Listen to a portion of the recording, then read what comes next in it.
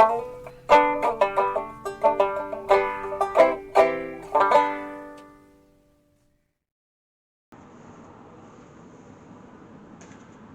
hello again there, fellow student. How you doing? Well done for sticking with it all. You're probably, by now, as sick of Twinkle, Twinkle, Little Star as I am. So, a couple of things, just before we move on, and we need to move on.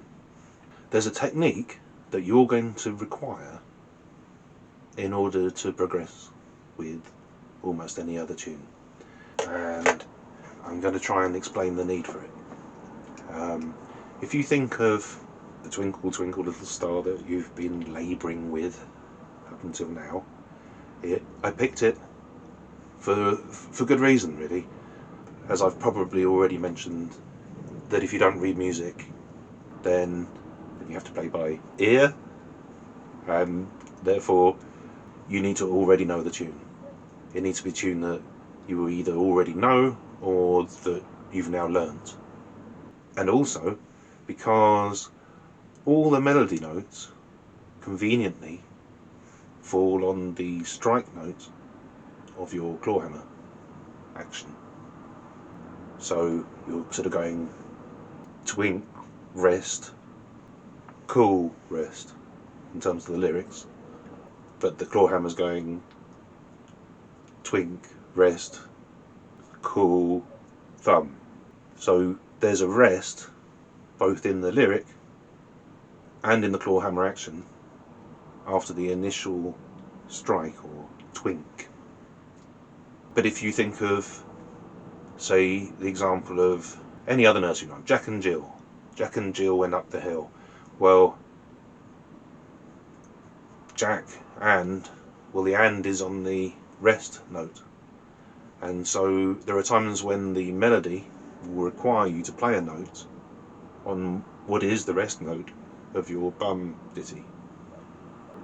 Instead of going bum rest ditty, you're now going bum and ditty, bum and ditty, and the and is therefore a melody note, or strike and strum thumb. And there are different ways of achieving that, but the simplest and most common way of doing that is a hammer-on or a hammer-off. So allow me to demonstrate. So say you happen to be playing Twinkle Twinkle Little Star, for instance. Say it was the only tune that you knew as yet. Then you might apply a hammer-on thus.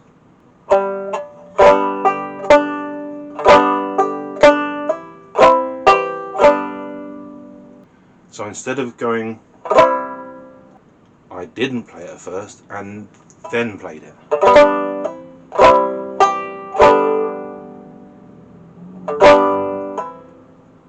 So hammer-on, where you would normally play that, you didn't play that, you played it open and then hammered on the chord.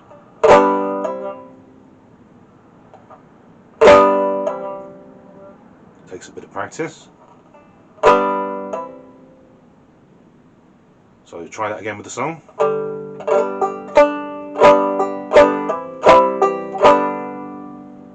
So if I were to do that throughout the phase, it would sound something like this.